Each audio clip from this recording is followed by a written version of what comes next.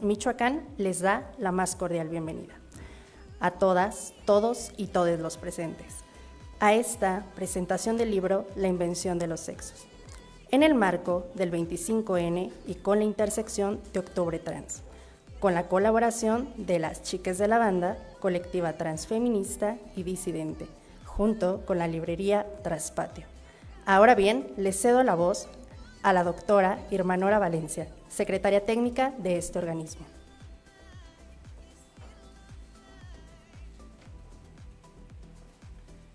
Buenas tardes, noches a todos, todas, todes.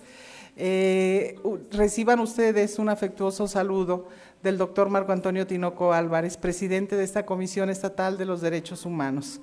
Este recinto, esta Comisión Estatal de los Derechos Humanos, es el espacio de reflexión en donde confluyen convicciones, ideas, propuestas, con una finalidad muy específica: construirnos y reconstruirnos como sociedad.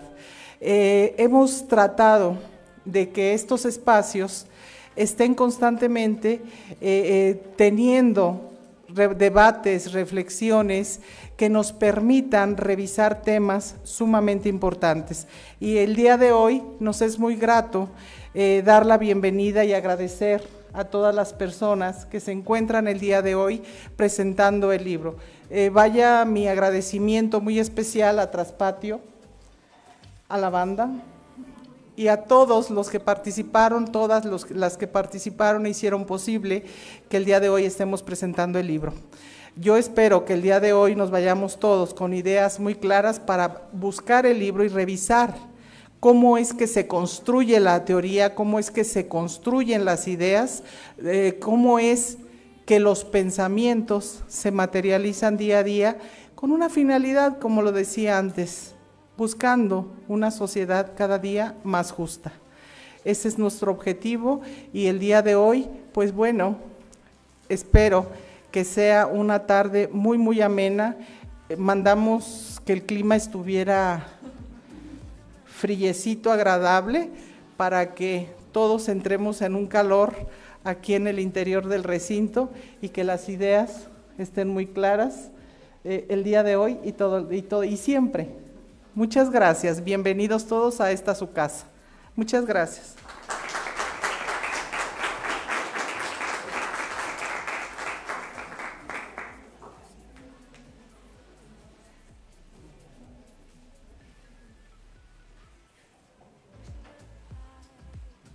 Agradecemos su mensaje. Muy bien, ahora me permitiré mencionar a algunos de nuestros invitados especiales, como la licenciada Andrea Janet, Serna Hernández, secretaria del Bienestar.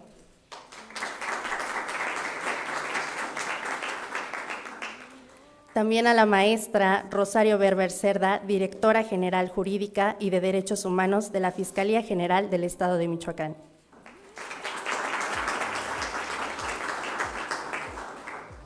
A la maestra Victoria Alejandra Cruz Olvera, en representación del director de Atención Integral a Víctimas. Al licenciado Alex Parra Ramírez, en representación de la Federal número 1.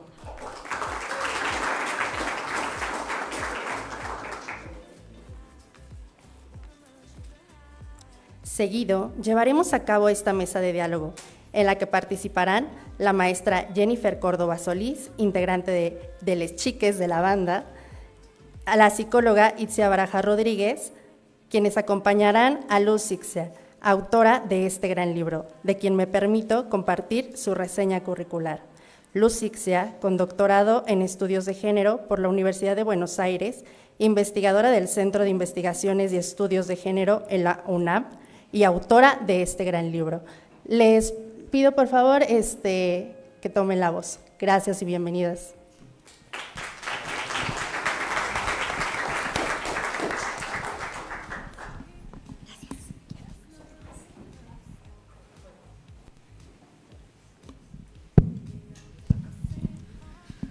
Hola, buenas tardes. Muchísimas gracias por acompañarnos a la Comisión Estatal de Derechos Humanos por recibirnos en su casa. Ahí quedó bueno, ya.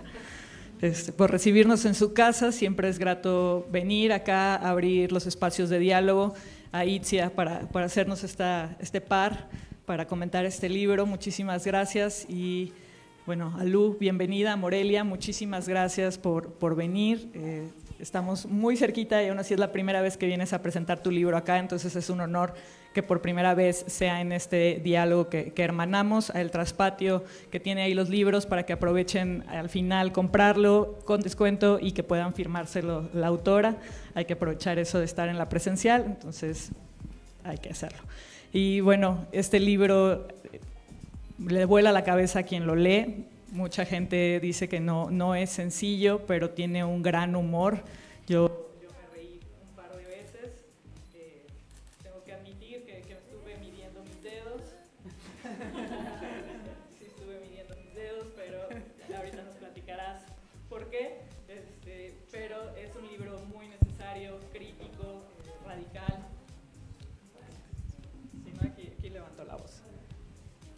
Es un libro muy crítico, radical, que busca justamente estos sentidos de principio de las teorías y a mí me generaba un sentido de mucha ética, ¿no? Porque cuando hablamos, transmitimos un discurso, somos responsables de lo que estamos diciendo y muchas veces no sabemos de dónde viene lo que estamos diciendo, ¿no? Asumimos simplemente ya como dogma muchas creencias y continuamos replicándolas. Entonces, este libro nos lleva a desenmarañar esto que hemos entendido sobre el sexo y sobre el cerebro, que entender esto, que el cerebro no es la mente, es ¿no? romper muchísimas otras cosas. Creo que ya tenemos rato haciendo ruido en esta parte de, bueno, el sexo no es el género o el género no es el sexo, la identidad no son los genitales, pero todavía ahí vamos buscándole y continuamente tratamos de categorizar algo y decir, bueno, si no es los genitales, el sexo, entonces son las hormonas. Ah, no, pero las hormonas también cambian. Ah, entonces son los cromosomas, eso no se mueve. Ah, no, pero entonces es donde vamos poniendo el ojo de las cosas y creo que tu libro nos ayuda muchísimo a buscar ese principio y además de hacer este recorrido histórico que nos lleva sobre las teorías del cerebro y de la biología, también a hacer este enlace, a trazar esta línea discursiva con los feminismos, que no siempre se hace. Entonces esta trenza es muy bonita, ir viendo en qué momentos contextuales nos encontramos en los feminismos y que influyen también las ciencias, ¿no? Las ciencias hacia la cultura general y viceversa. Entonces, que vamos encontrando dónde estamos hoy en día, ¿no? Cuáles son las nuevas propuestas desde el feminismo materialista hacia este pensamiento biológico. Entonces, a mí me gustaría mucho que empezáramos justamente, si nos puedes platicar cómo llegas a este libro, vienes de las ciencias duras, cómo te cruzas con los feminismos para empezar a hablar sobre el sexo en relación a los feminismos y la biología. Bueno, primero, antes que nada, muchísimas gracias a un montón de espacios y de personas. Gracias a las chicas de la banda por esta organización increíble, a Mara del Traspatio por la librería increíble que conocí, felicidades. Y muchas gracias también por venir acá y traer los libros. A la Comisión Estatal de los Derechos Humanos, muchísimas gracias por este espacio y en estos tiempos tan importantes para reflexionar en conjunto. A Jen y a Itzia por estar acá también dándonos su tiempo y conversando sobre el libro. Bien, como decía Jen, es verdad que vengo de un área que es la biotecnología. Yo soy biotecnóloga de formación y empecé una investigación en ciencia básica en neurociencias en la Facultad de Medicina de la Universidad de Buenos Aires. Hacía ciencia básica, como dije, y ciencia básica es estudiar para qué sirven los componentes que tenemos en la célula, llamados proteínas, para que después la ciencia aplicada use ese conocimiento con un fin productivo, en este caso para la salud humana. Yo estaba en el área de fisiología del sistema nervioso central, entonces mi área era el ámbito psiquiátrico. Por eso una de mis líneas de investigación sigue siendo salud mental. La cuestión es que en el laboratorio mi tarea era investigar el rol de un receptor. Los receptores son proteínas Es muy importante saber de dónde vienen las proteínas. Las proteínas vienen del ADN. O sea, el ADN es ese código genético a partir del cual se traduce a proteínas, y las proteínas son como los ladrillos de la célula, básicamente. Estudiar el rol del receptor que estudiaba yo, que es un receptor del neurotransmisor llamado serotonina, era de interés, porque la serotonina es un neurotransmisor muy ligado a la idea de bienestar y de felicidad. De hecho, los antidepresivos más vendidos y más populares son aquellos que inhiben la recaptación de serotonina. ¿Qué quiere decir? Son los antidepresivos aquellos que habilitan que haya más concentraciones, más cantidad de serotonina entre las comunicaciones entre neuronas. ¿Cuál era el objetivo entonces de mi investigación? Era estudiar el rol de un receptor. Un receptor, ¿qué quiere decir? El blanco de acción de la serotonina. La serotonina no actúa sola, sino que para actuar tiene que entrar en ese receptor, que es específico para la serotonina. Tiene como 14 receptores. Yo estudiaba uno que se llama 5H2A. Y ese receptor era de interés porque estaba ligado a una habilidad cognitiva llamada flexibilidad cognitiva. ¿Qué es la flexibilidad cognitiva? Es la capacidad con la que nos movemos a través del espacio, ¿no? Es decir, está habilitándonos esta habilidad para los mapas de lectura y navegación, para poder de alguna manera realmente movernos a través del espacio y adaptarnos a los cambios en el ambiente. ¿Qué quiere decir esto con los cambios en el ambiente? Es que, por ejemplo, yo todos los días salgo a la calle sin paraguas, pero un día llueve, entonces veo que llueve, entro a casa y agarro el paraguas. ¿Cómo hice eso? Por mi flexibilidad cognitiva. Me adapto a esos cambios. Se dice que esta habilidad está reducida en las personas que son diagnosticadas con algún tipo de psicosis, especialmente esquizofrenia. Entonces, fíjense el objetivo de la investigación. Era averiguar el rol de este receptor, que es una proteína que viene del ADN, porque se suponía que las personas esquizofrénicas, diagnosticadas con esquizofrenia, tienen reducida estabilidad cognitiva, y entonces esta reducción de la habilidad puede deberse a un problema genético que hace que tengan problemas en el receptor de serotonina. ¿Me siguieron hasta acá? El objetivo central era asumir que hay una predisposición genética para la esquizofrenia. Ese es el eje central de la investigación, y de todas las que en neurociencia se orientan a salud mental. Entonces, yo por supuesto me recibí como buena biotecnóloga creyendo firmemente en la objetividad, neutralidad y universalidad científica, y dije, ok, por supuesto que sexos hay dos, porque me crié en el colegio del dimorfismo sexual, es decir, que hay dos formas biológicas a partir de las posibilidades reproductivas, y por supuesto que el cerebro es todo. El cerebro es la mente y es todo. Yo me sentía como Pinky Cerebro diciendo, voy a conquistar el mundo acá. Y dije, para entender el comportamiento humano, me meto en neurociencias. Me recibí de biotecnóloga y me fui a neurociencias. Entonces, claramente yo creía en esa investigación y creía realmente que investigando el rol de este receptor podía saber si había predisposiciones genéticas para la esquizofrenia y realmente cuál es el objetivo de la ciencia aplicada, diseñar un psicofármaco para mejorar la calidad de vida de la gente esquizofrénica. Esa ciencia básica está orientada a la ciencia aplicada que en última instancia tiene fines psicofarmacéuticos. Realmente pensaba que era una forma de mejorar la calidad de vida de esas personas. Y por supuesto, esto me implicó muchos problemas cuando vi la práctica concreta en el laboratorio. Yo trabajaba con ratones transgénicos y wild type. Los wild type son los salvajes, se dice ratones normales. Los transgénicos son los que están modificados genéticamente. En este caso, la modificación genética era para que los ratones no expresaran el receptor que yo quería estudiar.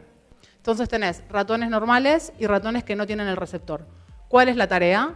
Hacer ensayos conductuales, diseñar ensayos de conducta, y si ves diferencias, ¿a qué se las atribuís? A que los ratones transgénicos no tienen ese receptor. Entonces, si hay diferencias, podés deducir el rol que puede tener ese receptor en los comportamientos de los ratones. Yo hacía conductas, ensayos conductuales, para evaluar la flexibilidad cognitiva de los ratones, porque los ratones también se adaptan a los cambios. Entonces, la idea era encontrar que los transgénicos no se adaptaban tan fácil a los cambios como los wild type. Y entonces podía confirmar la hipótesis de que ese receptor estaba vinculado a la flexibilidad cognitiva. Hasta acá todo bien, la lógica de la ciencia estaba funcionando. Ahora, cuando voy a trabajar con ratones, mi jefa me dice, usá solo los machos. Y yo dije, ok, pero esto es un problema, porque le digo, ¿por qué? Y me dice, porque así evitamos las fluctuaciones hormonales de las hembras, porque esto introduce una variable, una complejidad.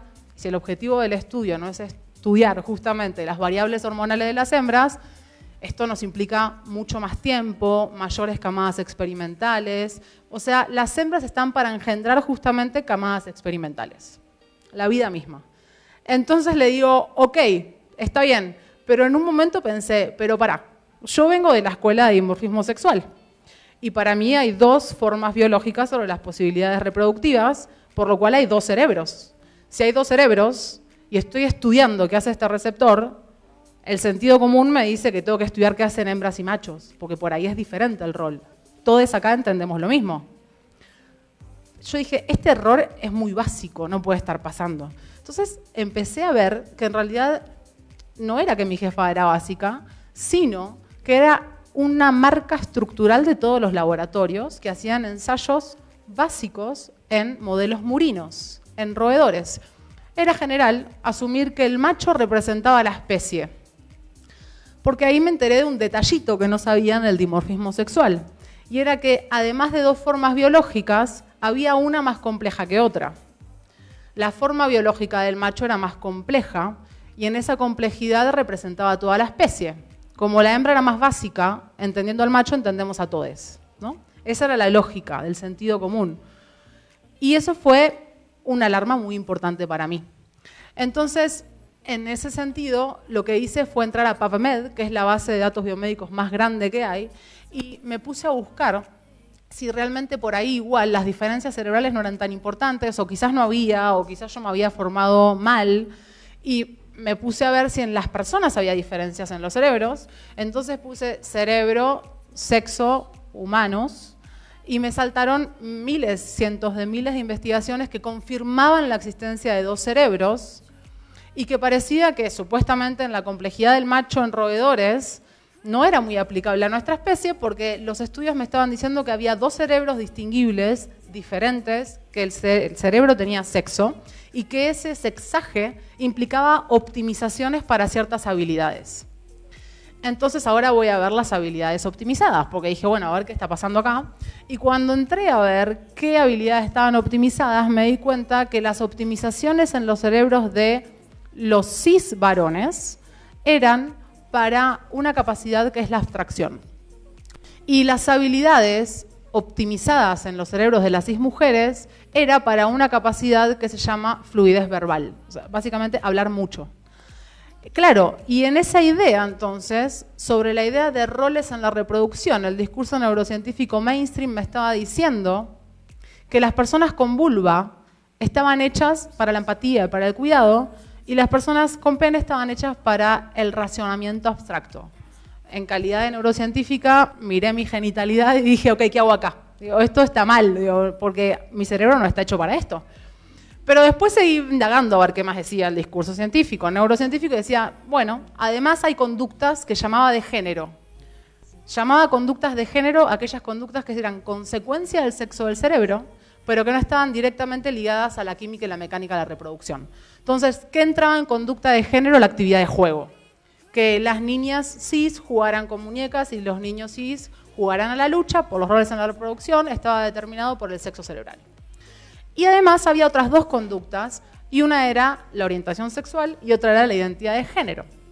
La idea de la diferenciación cerebral, entonces, era que las personas con pene tenían más concentraciones de testosterona en el estadio prenatal, antes de nacer, y esas mayores concentraciones de testosterona masculinizaba el cerebro y hacía a esas personas más aptas para el pensamiento abstracto, y además explicaba que sean hombres, y además explicaba que sean heterosexuales. Y al contrario, el déficit de testosterona en las personas con vulva explicaba que sean optimizadas para la comunicación, heterosexuales también, y mujeres. Entonces, claro, en calidad de lesbiana dije, ok, tuve mucha testosterona prenatal, entonces por ahí puedo pensar, eso estaba bueno. Pero por otro lado, me entró una contradicción, porque también sabía que no nací lesbiana. Y entonces, eso me hizo clic, porque si era todo prenatal, ¿cómo podía ser que yo no había tenido siempre un mismo sujeto de deseo? Así que esa ciencia general y universal a mí ya no me aplicó. Y entonces le empecé a perder un poquito el respeto. Y después también me generó una contradicción muy fuerte asumir que había una predisposición genética para un tipo de psicosis como la esquizofrenia, porque al mismo tiempo que yo trabajaba en el laboratorio militaba en un hospital neuropsiquiátrico llamado Hospital Gorda, el más grande de Buenos Aires, y ahí trabajábamos con cisvarones, en general diagnosticados con esquizofrenia, y lo que veíamos en ese colectivo, que hacíamos intervención en salud mental a través de la psicología comunitaria, lo que veíamos era que las personas tenían roto el tejido social. Básicamente no tenían afectos, estaban solas en el mundo y además en el hospital estaban en condiciones infrahumanas. No tenían comida, caminaban descalzos en inviernos, los cisvarones que eran internos del hospital. Entonces dije, ok, parece que el sexo cerebral es un problema y parece que decir que la mente es el cerebro es otro problema, porque evidentemente si hay una predisposición genética para la esquizofrenia, acá en mi comunidad no es el emergente. O sea, acá hay otros problemas muchísimos más graves y no puedo a priori decir que hay una predisposición genética cuando hay un punto en común en todas las personas que están internadas y es justamente lo que les dije antes, tener roto el tejido social.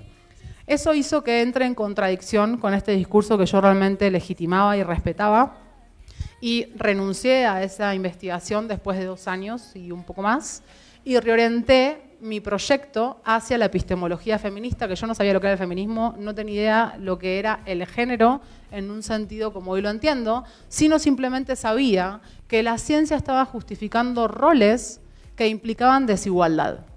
Entonces me metí a un proyecto que se basó en hacer una crítica al discurso neurocientífico acerca de la diferencia sexual y para eso mis guías fueron Diana Pérez y Diana Maffía, 2 filósofas. Diana Maffía es una feminista muy conocida en América Latina y en Argentina y con ella encaré la idea desde la epistemología feminista criticando de manera histórica la articulación de un discurso que habla de dimorfismo sexual y con Diana Pérez, que es filósofa de la mente, problematicé qué es la mente y por qué la mente no es el cerebro. Entonces, ese sería como el recorrido que hice, creo que tardé 80 minutos para decirlo, pero esa es más o menos la idea. Sí, yo la verdad, al dar este seguimiento por la lectura, desde los humores, ¿no? La teoría de los humores, de cómo vamos concibiendo la normalidad en nuestros cuerpos y pensando que siempre la única forma o el único camino era este dimorfismo sexual y lo das por hecho y lo das por sentado. Y al continuar como el análisis o la lectura yo casi me da algo cuando llegas a esta reflexión donde decía, bueno, que siempre los cuerpos con vulva, como dices, eran siempre menos, que tenían que ver con la pasividad, con cuestiones básicas y que precisamente se complejizaban cuando se volvían masculinos o cuando aparecía la maravillosa testosterona.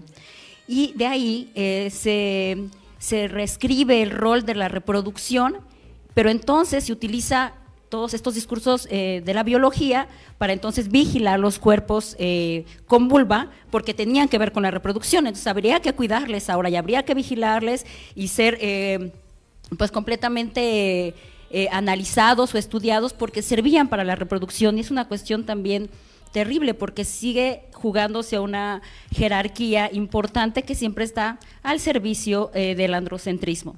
Y todo el recorrido me fue como dicen por ahí, no volando la tapa de los sesos y me reí también muchísimo, un gran sentido del humor cuando hay también este sarcasmo. Y algo que me llama mucho la atención y que tendríamos que criticar en las ciencias de la salud y que llegas a esta interrogante, yo me lo venía también preguntando a lo largo de tu lectura, era, bueno, ¿por qué hay tanta necesidad de hablar sobre la diferencia sexual y cómo se construye el género y por qué y qué nos hace diferentes y quién es más y quién es menos?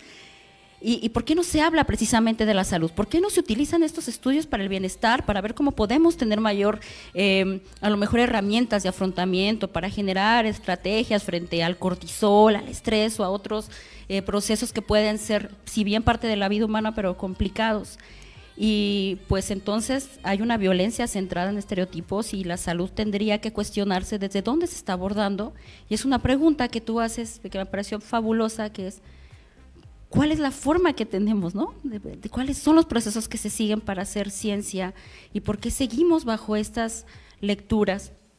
El cuestionar también desde los feminismos cuando se daba por hecho, si bien lo que dices, no se cuestionaba esta jerarquización y luego viene esta lectura de decir, bueno, vamos a aplaudir o a celebrar la diferencia.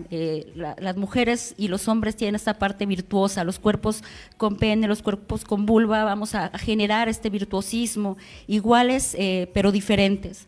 Sin embargo, sigue existiendo una jerarquización que tenemos de manera primaria instaurada porque a todos nos atraviesa esta lectura. Entonces yo creo, y me gusta, y le decía hace un ratito a Jen, que la forma que tienes de llevarlo es decir, hay que celebrar la diversidad. Este mosaico que citabas ahí, este mosaico que es el cerebro que tiene un montón de formas y que tiene un montón de amalgamas y que no hay una unidad y que no puede estructurarse en algo únicamente y no puede ser más o menos valioso. Y en ese sentido yo creo que el reconocimiento de la diversidad a partir de la salud y esta existencia inherente entre sexo y género puede ser un elemento y una herramienta fundamental para erradicar las estructuras de la violencia.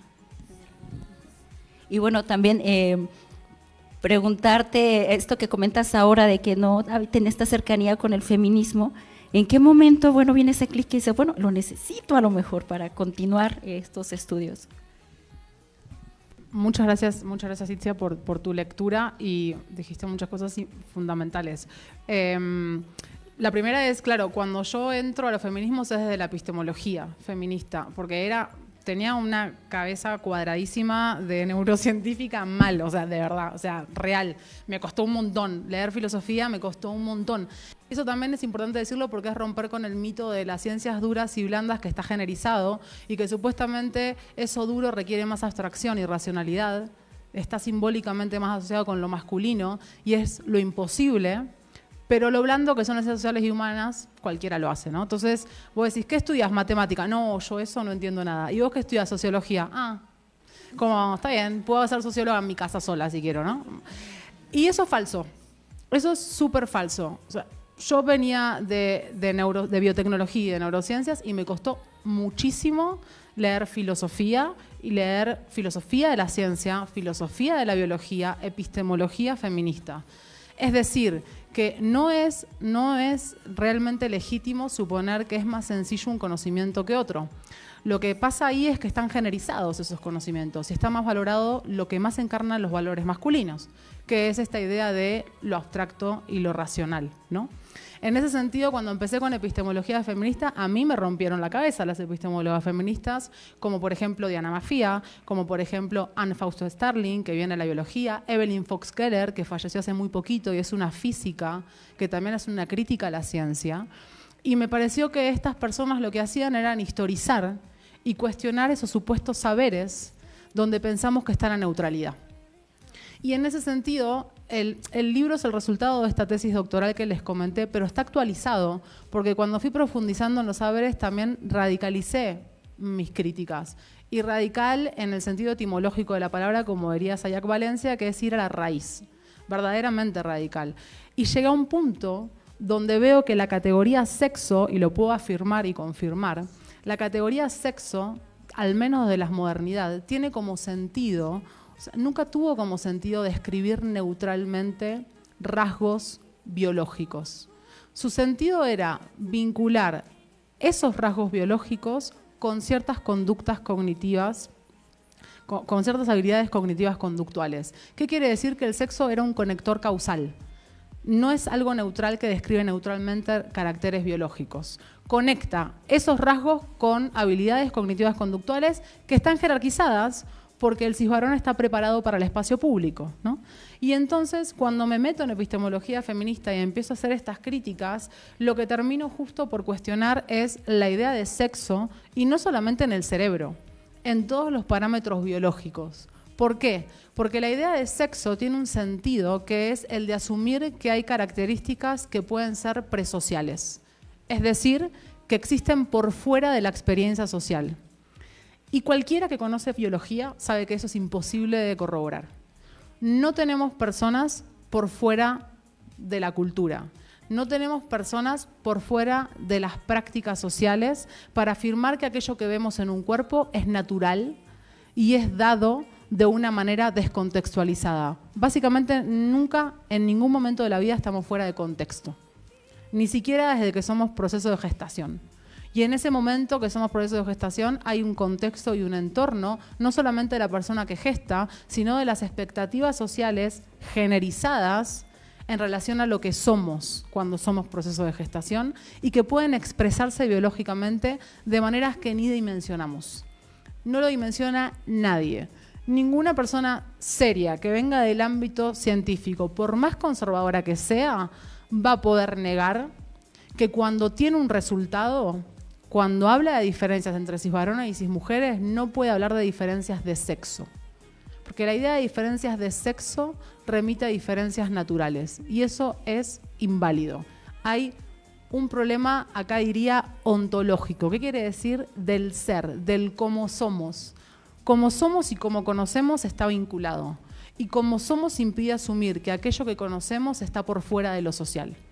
Eso invalida cualquier estudio que hable de vuelta a diferencias de sexo. Por eso acá planteo en el libro y describo cómo un grupo de investigadoras, que son neurocientíficas también, introducen la idea de sexo-género. Cuando hablen de diferencias del cerebro, dicen, tiene que hablar de diferencias de sexo-género. Si encuentran diferencias entre cisvarones y cismujeres, son diferencias de sexo-género. ¿Por qué? Porque no podemos dar por sentado que esas diferencias no están expresando prácticas sociales que están generizadas. ¿Por qué? Porque no es cierto que la biología está de un lado y lo social está del otro. Otra falsa dicotomía. No es cierto porque nuestra biología es lo más flexible que podemos tener. La biología aprende con nosotros. Cuando tenemos un comportamiento, ese comportamiento es macroscópico, es decir, lo observamos, pero también al mismo tiempo es un movimiento molecular. Y esos movimientos moleculares implican perfiles metabólicos, implican diferentes expresiones de proteínas en cantidad y en calidad. Entonces, nada que sea diferencias biológicas refleja diferencias naturales, porque no hay nada menos natural que la biología. A mí me parece eso brillante en el sentido, estoy pensando también como Sayak Valencia comentaba que usaban estas personas con tercero de biología, estos discursos súper biologicistas de solo existen dos sexos, se nace así y la biología como a priori, ¿no? El sexo como algo a priori, como un conocimiento ya dado y cómo a partir de ese conocimiento las investigaciones que se hicieron en los años consecuentes siguieron permeando de esa misma lógica, ¿no? En vez de buscar o refutar o comprobar siquiera, simplemente lo tomaron a priori porque no les interesaba justamente desjerarquizar este sentido entre hombres y mujeres, ¿no? Y cómo esta cultura nos afecta, también pienso como, claro, muchas personas que gestan tienen estas prácticas de le pongo Mozart en la panza porque va a crecer más inteligente, ¿no? Entonces estamos presuponiendo que un factor externo está influyendo, ¿no? en esa genética que se está procesando en ese momento. Entonces, ya nos hablabas un poco de cómo el género influye en la biología, que es uno de los puntos centrales de tu libro, ¿no? Una de las preguntas que tenías.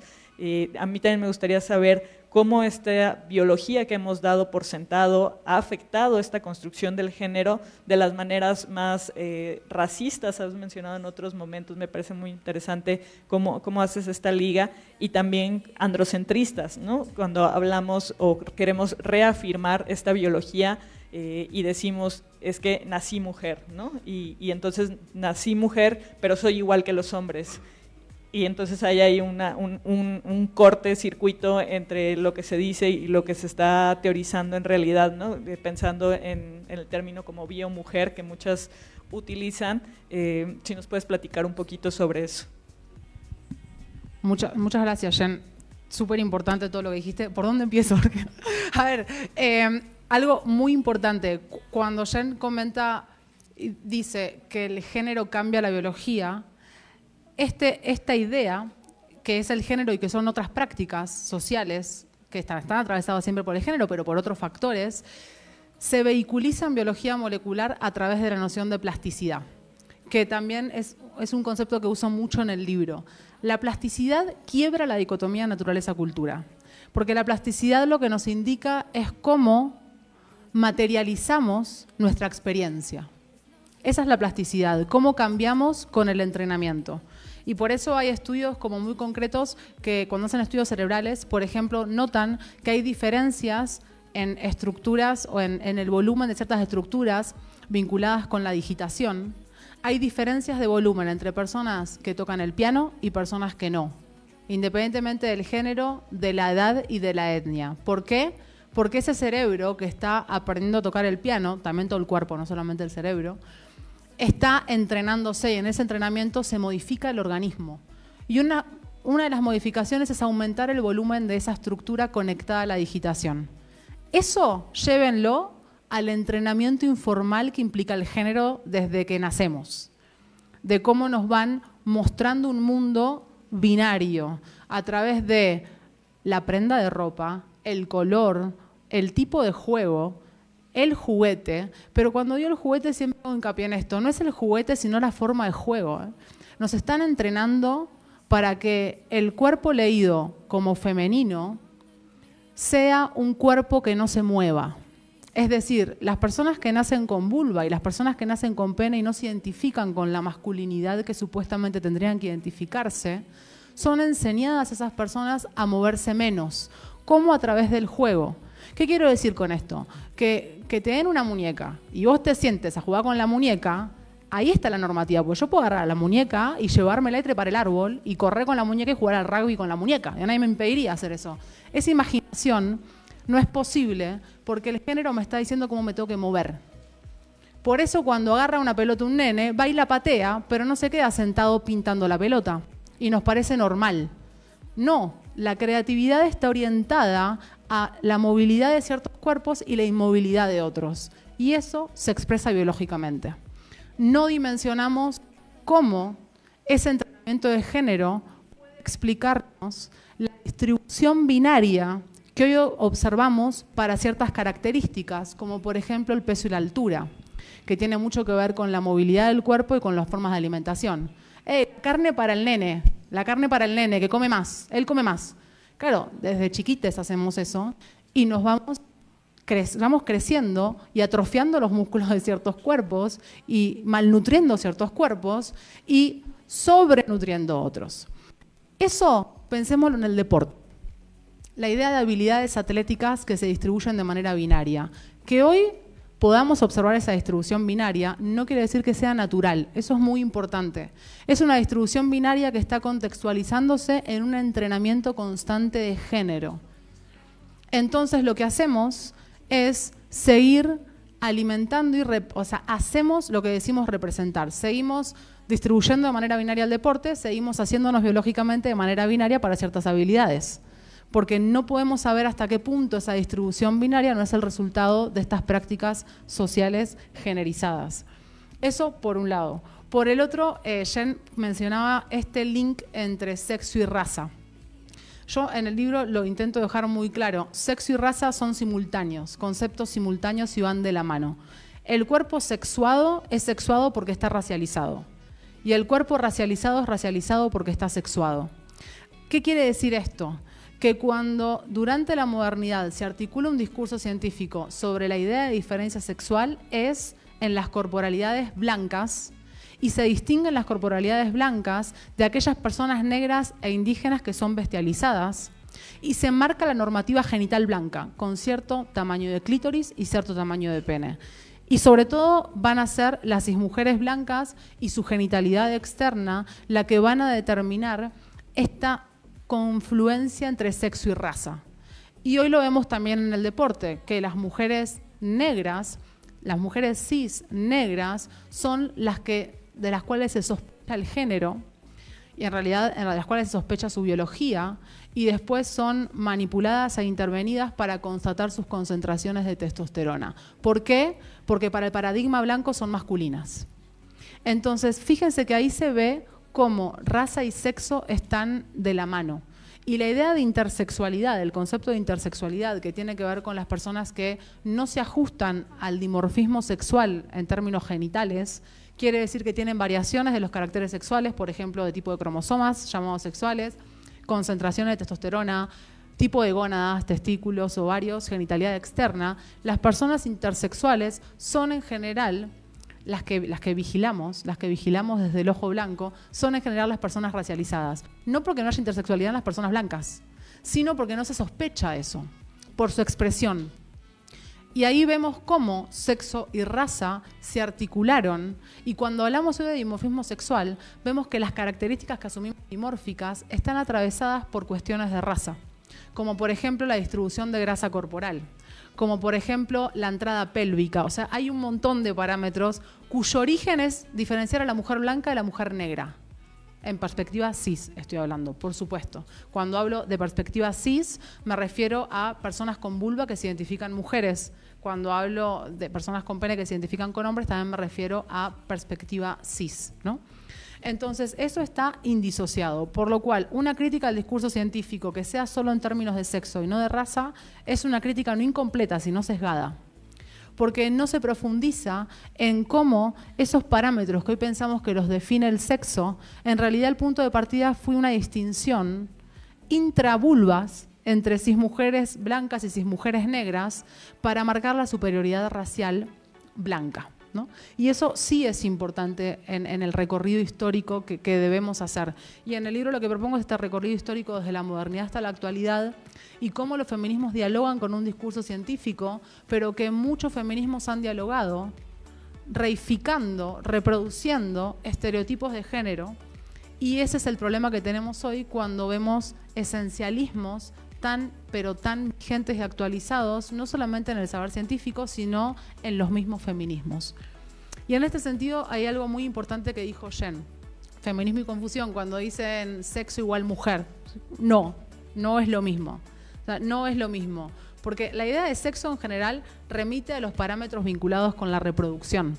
Y la idea de mujer, hombre, remite a esta idea que tenemos de género, que tiene que ver con cómo significamos y encarnamos cierta genitalidad. Pero no son hechos disociados, de ninguna manera. Pero decir que sexo es mujer, lo que está legitimando en esta linealidad sexo-mujer es que hay un atributo biológico que te hace mujer. Y si hoy le preguntamos a la ciencia cuál es el atributo biológico que te hace mujer, nadie, ni la persona más conservadora, pero ni la más, ni Darwin. Si viene Darwin hoy, nadie va a decir que es la genitalidad. Nadie va a decir que es sintetizar ovocitos. Eso no es ser mujer. Porque, ¿qué dije al comienzo? Que para el discurso neurocientífico, el cerebro explica ciertas conductas y una de ellas es la identidad y la orientación sexual. ¿Dónde está el hecho de ser mujer? Si ustedes, o el hecho de ser hombre, si ustedes, les propongo siempre este experimento mental, van soles en una isla y no conocen a otro individuo de la misma especie, y de repente se encuentran en esa isla y no conocieron nunca a nadie, y se miran la genitalidad, nadie va a decir mujer, hombre. No. Para el discurso científico y neurocientífico, la genitalidad funciona como una aproximación. ¿Una aproximación a qué? Al tipo de cerebro. Sexo mujer es legitimar que hay un sexo cerebral. En la era cerebrocéntrica, y que es una aspiración que muestro que tiene la ciencia moderna, el fundamento de nuestro comportamiento y nuestra tarea en el mundo va a ser el cerebro. Y el cerebro está sexado y racializado, por supuesto. Entonces, cuando decimos que sexo igual mujer, sexo igual hombre, estamos diciendo que un pene implica un tipo de cerebro y una vulva implica un tipo de cerebro. Casualmente, muchas feministas que defienden que sexo es igual a mujer, también reivindican que tienen igualdad cognitiva con los varones. Ahora, si sexo es igual a mujer, dijimos que tiene un cerebro de mujer esa persona. Si tiene un cerebro de mujer, dijimos que el cerebro de mujer, ¿para qué está optimizado? Para hablar, no para pensar. Entonces, cuando decimos sexo, mujer, estamos legitimando que hay un cerebro que tiene sexo y que ese cerebro implica que la mujer está hecha para el cuidado y no para la ciencia. ¿Se dan cuenta esa contradicción? Es decir, que cuando decimos sexo y mujer como equivalentes, estamos como un sinónimo, como una relación de identidad, que son lo mismo, estamos ignorando todo un saber científico que en realidad donde ubica el hecho de ser mujeres en el cerebro. El sexo está en el cerebro para este discurso. Y lo que mostramos con muchas investigadoras desde las neurociencias es que el cerebro no tiene sexo. Y lo mostramos con estudios que usan la misma metodología que pretende el discurso neurocientífico mainstream. A través de estudios cerebrales, lo que vemos es que una genitalidad no predice un tipo de cerebro. ¿Y esto por qué? Y tampoco al mirar un cerebro adivino la genitalidad de quien lo porta. Cancelada ese supuesto, no existe. ¿Eso por qué? Por la alta plasticidad que nos caracteriza como especie. La plasticidad la tenemos todos los seres vivos, pero pareciera que en nosotros es muy alta esa capacidad. Es decir, que es tan alta que implica que los cerebros son muy variables. Entre cismujeres no hay un cerebro igual al otro, incluso con un entrenamiento de género binario, porque podemos encontrar coincidencias por ahí en la activación de cierto patrón neuronal, pero esa similitud entre cismujeres y diferencia a su vez entre cisvarones, digamos, si hay una diferencia entre cisvarones y cismujeres para cierto volumen, para cierto patrón de activación neuronal, esa diferencia de vuelta nunca puede ser debida al sexo, porque ese cerebro está entrenado en género. Entonces, aún incluso cuando encontramos similitudes, no se deben al sexo, sino que pueden tener que ver con las prácticas sociales que están generizadas. Es decir, no solamente el cerebro no tiene sexo por nuestra alta plasticidad, sino cuando encontramos similitudes, esas similitudes no son la consecuencia inherente de nuestros parámetros vinculados con la reproducción. Por lo cual, cuando se dice que sexo es idéntico a ser mujer, no solamente se reproduce un discurso neurocientífico sesgado en el sentido de el cerebro no tiene sexo, sino que se ignora también la complejidad implicada en la identidad de género, que es el hecho de ser mujer, y se supone que va a haber un dato biológico que es necesario y suficiente para determinar ese hecho de ser mujer.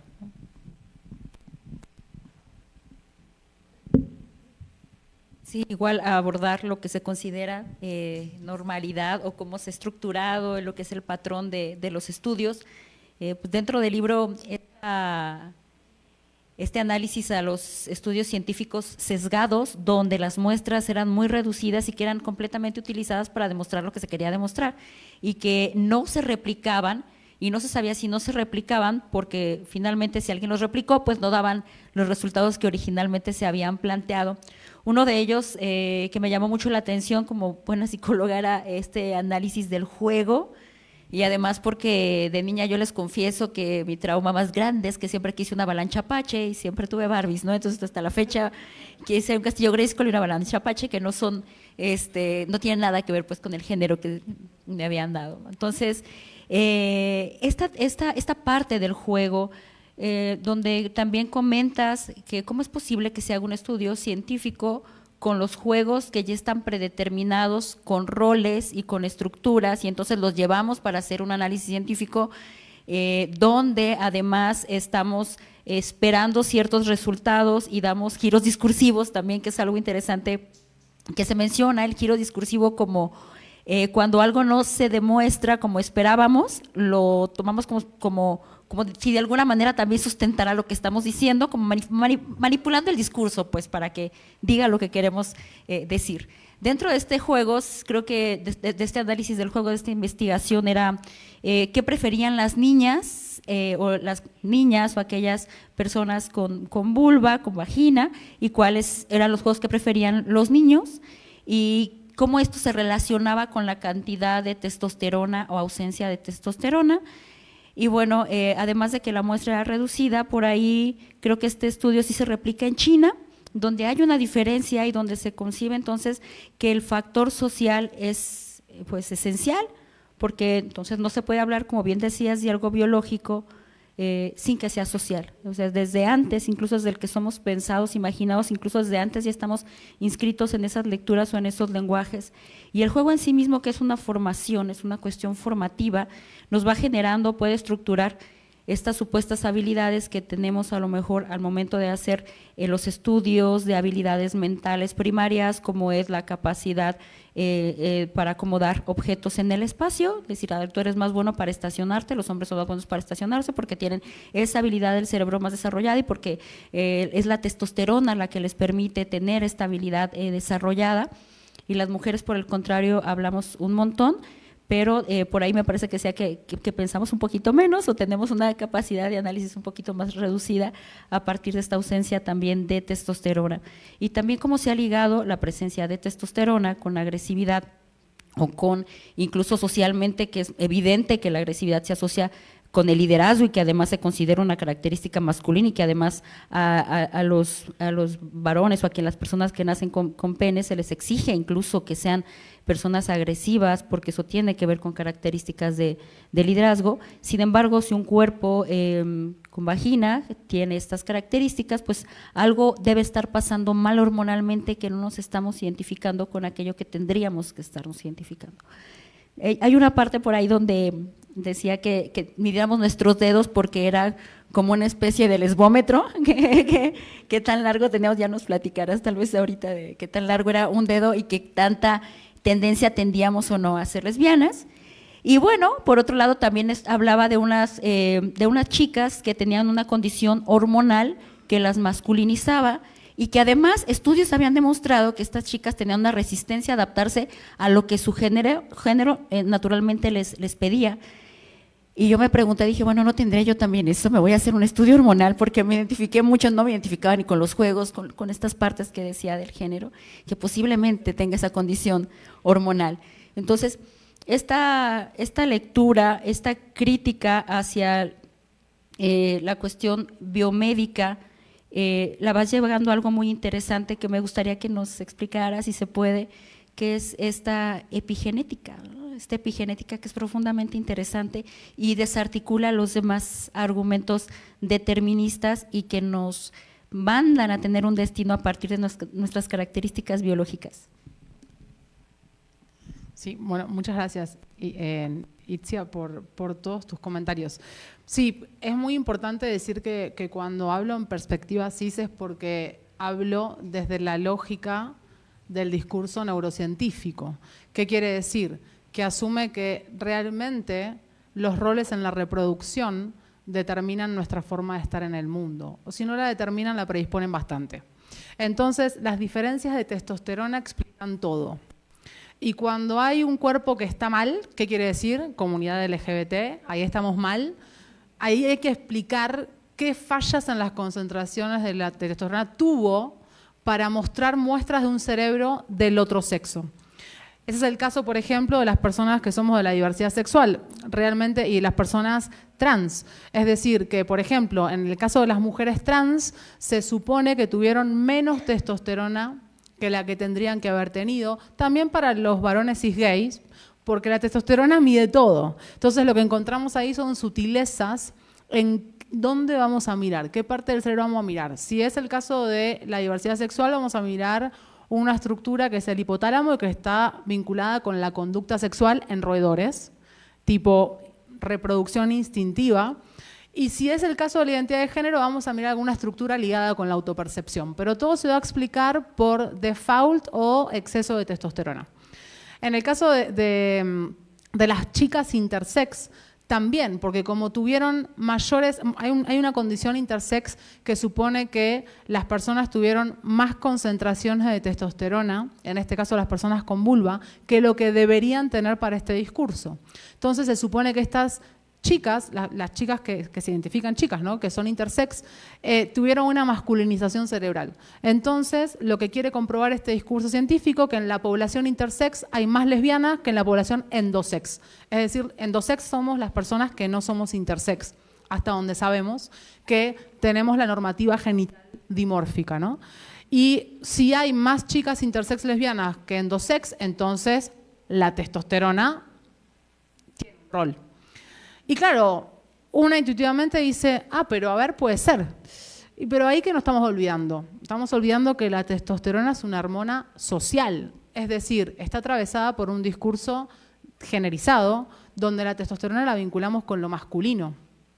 Y si la testosterona por ahí causó que si chicas tuvieron muchas concentraciones de testosterona o más que las que se supone que tendrían que tener para ser mujeres, eso implicó, por ejemplo, mayor vello corporal, o implicó una contextura que asociamos con lo masculino, y probablemente esas personas socializan en un mundo generizado y van a ser significadas como más masculinas que las chicas que tienen menos vello corporal. ¿Y cómo afecta esa forma de socializar? ¿Cómo afecta también en nuestra sexualidad e incluso en nuestra identidad de género?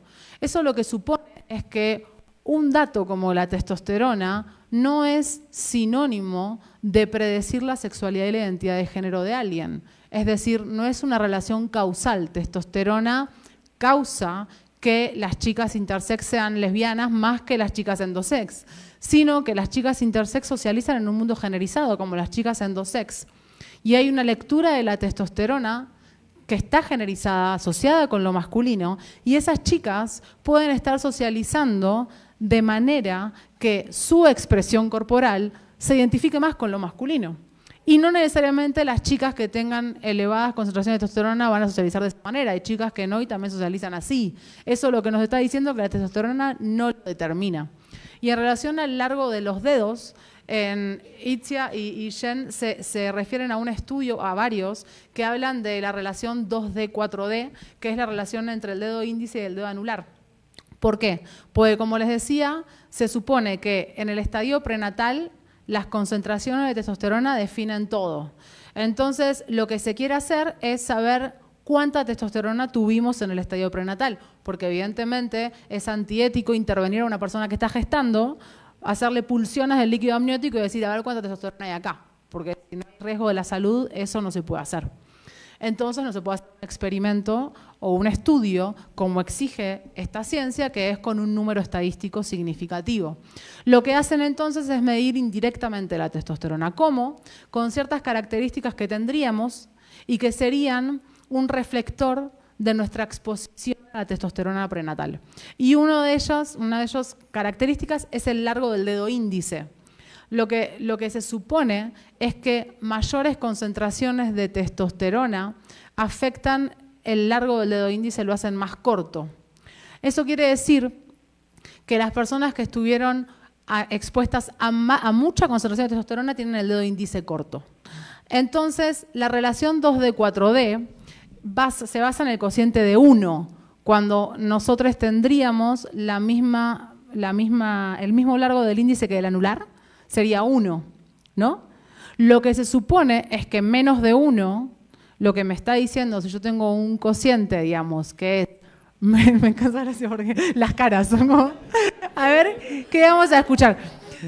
Ok, si tengo un cociente mayor a 1, digamos, el dedo índice es más largo que el anular.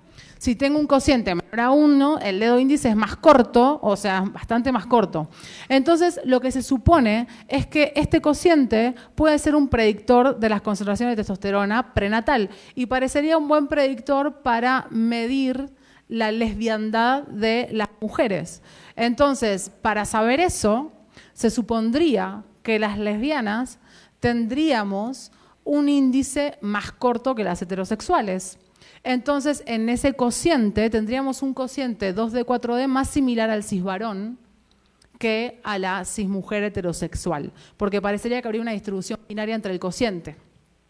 Y por supuesto, hay una distinción sutil entre las lesbianas butch y la femme, porque las butch tendríamos el dedo todavía más corto que la femme.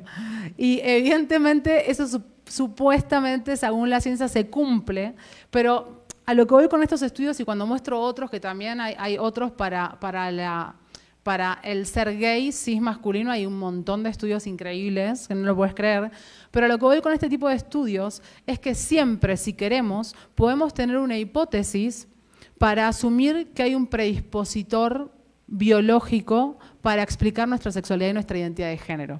El problema es que es incorroborable. Además de las fallas propias de estos estudios, por supuesto que sistemáticos tienen un montón de problemas, nos encontramos también con el sesgo de la publicación de los estudios, que solo se publica aquello que en realidad comprueba la hipótesis. Porque si vos no encontrás diferencias en un estudio, no hay estudio. Es decir, cuando no hay diferencias, se considera que es un fracaso. En vez de decir que las diferencias están mostrando algo que es, no corroboramos la hipótesis, lo que decimos es, este estudio está mal hecho, voy a hacerlo de vuelta hasta encontrar diferencias. Y eso es lo que pasa en general en los estudios científicos. Entonces, cuando encontramos un estudio donde hay diferencias, tenemos que pensar en todos aquellos que no conocemos, que esos estudios antes no encontraron las diferencias. Y lo llevo a mi práctica en primera persona en el laboratorio. Cuando hacía ensayos conductuales con ratones, hubo 1000 millones de estudios que no me daban diferencias, pero por supuesto que los que se publicaron eran en los que se encontraron diferencias, que fueron menos que en los que no se encontraron diferencias. Eso pasa en todos los estudios de la ciencia. Entonces, no importa que queramos corroborar, lo que importa es el punto de partida en realidad. Mejor dicho, sí importa lo que queremos corroborar, lo que importa es la hipótesis explicativa, que es la biología como predisponente. Pero también podemos hacer contrahipótesis todo el tiempo, porque la forma de socializar está generalizada y las características que son vinculadas con lo masculino van a impactar también en nuestra subjetividad, en nuestra sexualidad y en nuestra identidad, por ejemplo. Entonces, acá tenemos una discusión de fondo y es, en primera instancia, dos niveles de críticas, ¿no? En primera instancia es el punto de partida, que es la idea de una biología que explica algo tan complejo como la sexualidad, que no se reduce a la reproducción, sino seríamos muchísimos más que 6.000 millones de habitantes, o sea, claramente.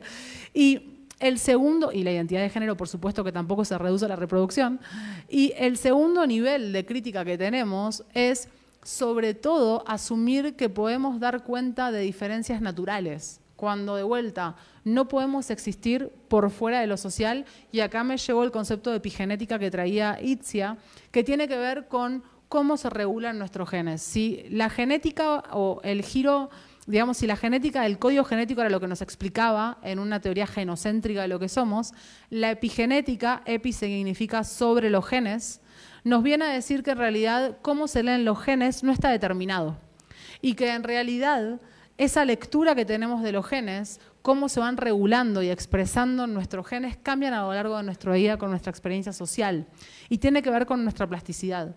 Cuando cambian las expresiones genéticas, cuando cambian esas regulaciones de los genes, cambian nuestros perfiles metabólicos, cambian nuestros parámetros biológicos en un montón de sentidos. Entonces, la epigenética nos dice que las prácticas sociales modifican la expresión de nuestros genes.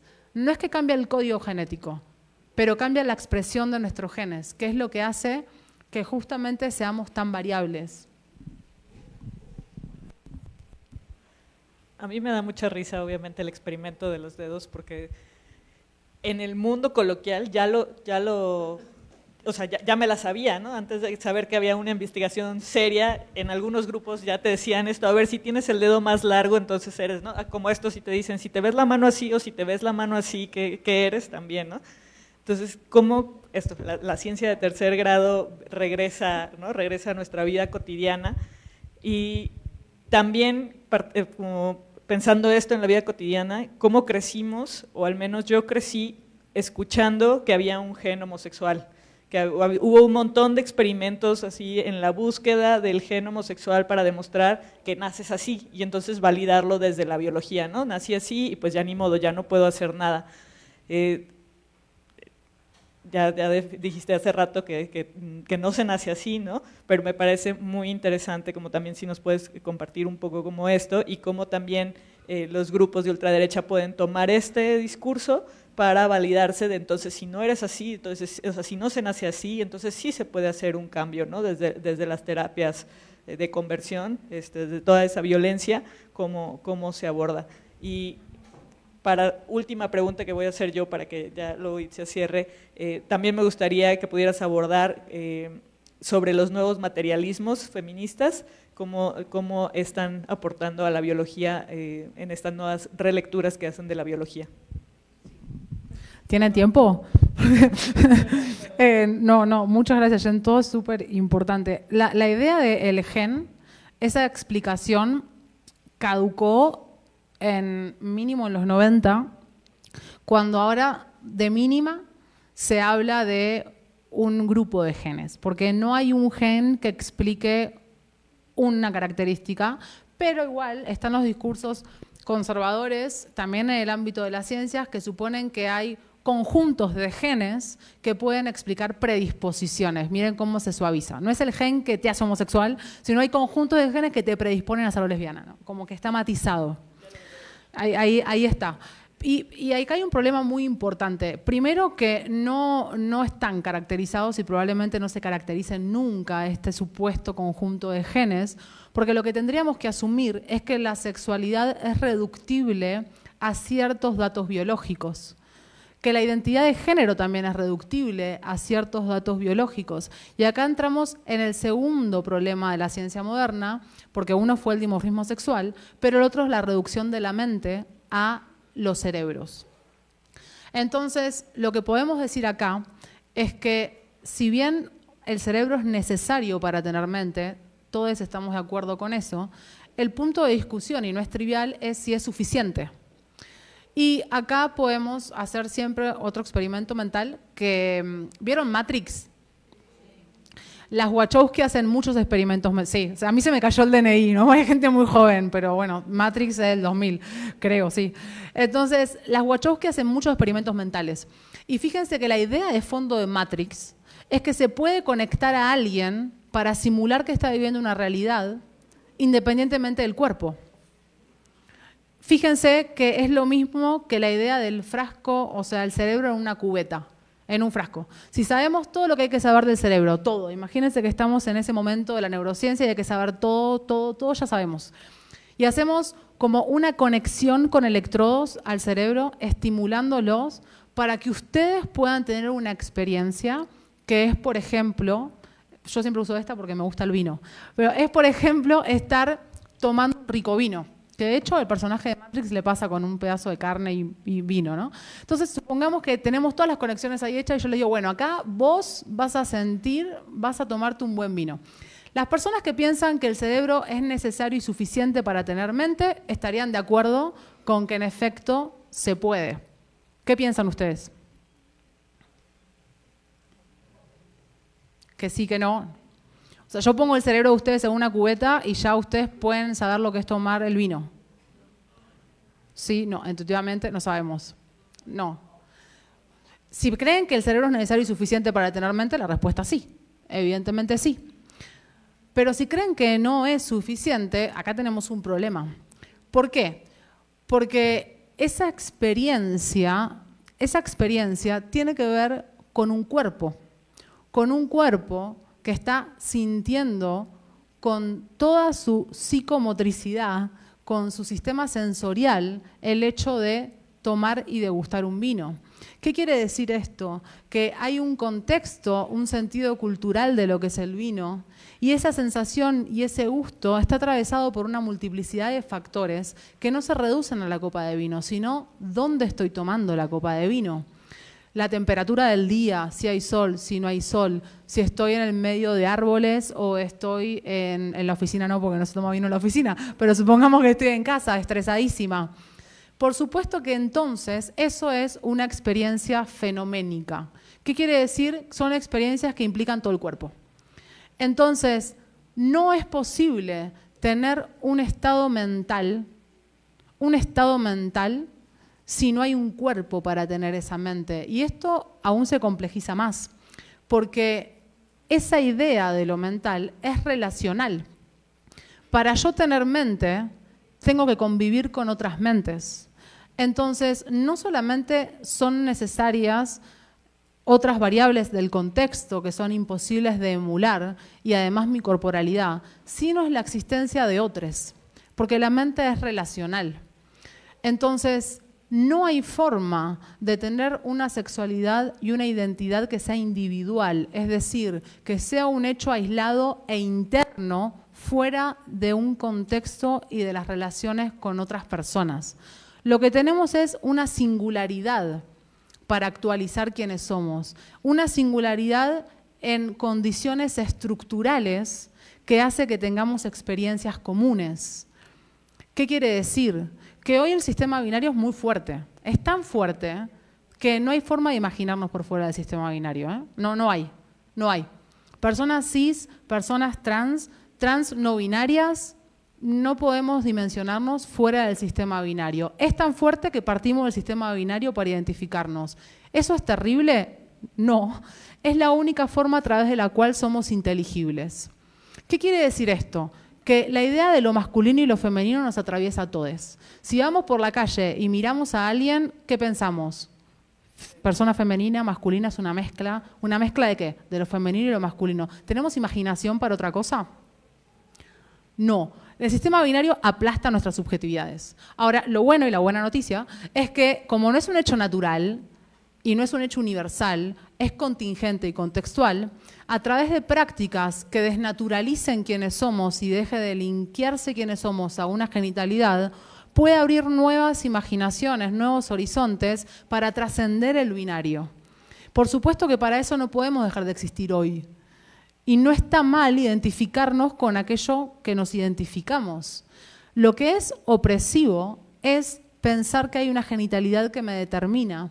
Y lo que es opresivo es pensar que hay una genitalidad que implica un rol de género, que implica una forma de hacer las cosas y actividades. La identidad no es eso. La identidad es cómo nos vivimos independientemente del rol. Y eso no es opresivo para nadie. Cuando entendemos la identidad como contingente y como no un hecho natural, sino un hecho social que materializamos. Eso es muy importante porque saben que siempre usamos el anclaje biológico para entendernos a nosotros mismos, porque creemos que si no somos menos auténticos. Porque si no es biológico es menos auténtico.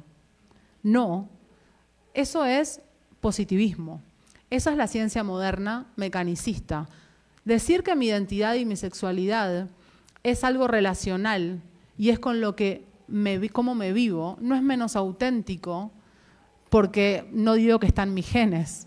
Es auténtico porque yo estoy comprometida con eso que soy y así me vivo. Y no implica que sea un disfraz y que mañana me cambio y soy otra cosa, porque el deseo es complejo y no es solamente intencional. Ahora quiero vivirme así. No, así no funciona.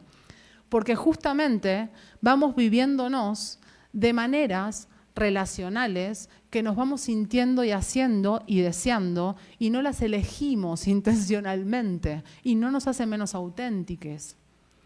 Lo que no nos hace auténticos justamente es pensar que hay una genética que determina quién soy y me libra de responsabilidad. Y en realidad lo que somos lo actualizamos todos los días. Esa responsabilidad no me refiero a elegir o no, a ver si quiero esto o no quiero esto ser. No, la responsabilidad de decir nos vamos haciendo a través de la experiencia y de las relaciones y de las mentes que somos en colectivo, mentes corporizadas. Acá no estamos en un dualismo donde la mente es una cosa y el cuerpo es otra.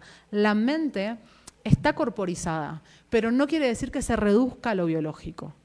Para tener mente necesitamos nuestra materialidad y necesitamos nuestro cerebro, pero eso no quiere decir que la mente sea describible en términos biológicos. ¿Y dónde está la prueba de eso? En que siempre necesitamos un lenguaje mentalista para definirnos y para describir cómo nos sentimos.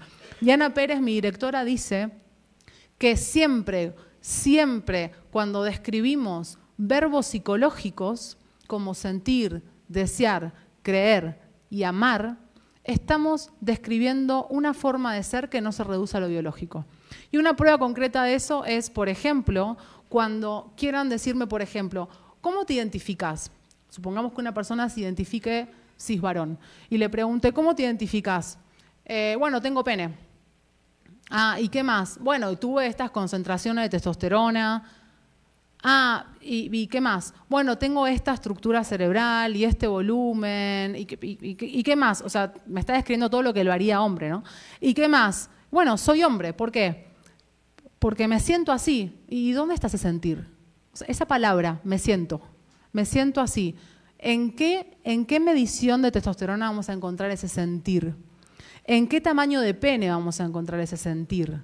¿En qué patrón de activación neuronal? En ese sentir hay un acto agencial, de agencia de decir, así me siento y así me vivo, y esto excede el dato biológico para explicarlo. Y eso no convierte al cisvarón heterosexual en cómplice del patriarcado, ¿eh? Tampoco hace a la comunidad LGBT revolucionaria, definitivamente no, porque no hay condiciones de necesidad y suficiencia para nada. Porque decir que hay una condición necesaria y suficiente es legitimar una lectura esencialista. Es decir, que la problematización acá es entender cómo somos, no renunciar a lo que somos para no reproducir violencias. Y el hecho que reproduce más violencias es pensar que así somos porque así nacimos. Porque esa idea es una idea biologicista que lo que hace es perpetuar, justificando en la naturaleza y en la biología de manera sesgada, una estructuración de la vida social jerárquica, que jerarquiza los cuerpos. Y lo más valorado es la cismasculinidad blanca heterosexual o casualidad. Ahora, si hay una cismasculinidad blanca heterosexual propietaria aquí presente, de vuelta, no es cómplice del patriarcado necesariamente, siempre y cuando quiera renunciar a sus privilegios. El punto es, obviamente, que todas las personas tenemos privilegios en diferentes contextos, porque la identidad es algo justamente, como dijimos, relacional. Y depende del contexto que estemos, van a ser los privilegios y los obstáculos que tengamos, porque los privilegios son a costa de los obstáculos de otras personas. Entonces, cuando nos manejamos relacionalmente y reconocemos nuestros privilegios, lo importante es usarlos no para reafirmarlos, sino para desandarlos. Y eso nos los va a permitir hacer una lectura no esencialista de lo que somos y una lectura que justamente interprete que el lenguaje mentalista, desear, creer, sentir, amar, nunca van a ser eliminables a cambio de datos biológicos por más exhaustivos que sean. Porque esos sentimientos son lo que nos hace humanes justamente. Y son estados mentales colectivos, donde no se van a rastrear en ningún cerebro de ninguna persona, sino se van a entender de manera interactiva y cómo nos sentimos reconocidos a través de la mirada de los otros. No hay mente individual, no hay cerebro que sea una mente. Entonces, eso nos pone en la responsabilidad colectiva y comunitaria de reconocernos a través de cómo queremos ser reconocidos. Y esa es la primera forma y el primer paso para no reproducir violencias. Guau, qué discurso tan potente. Sí.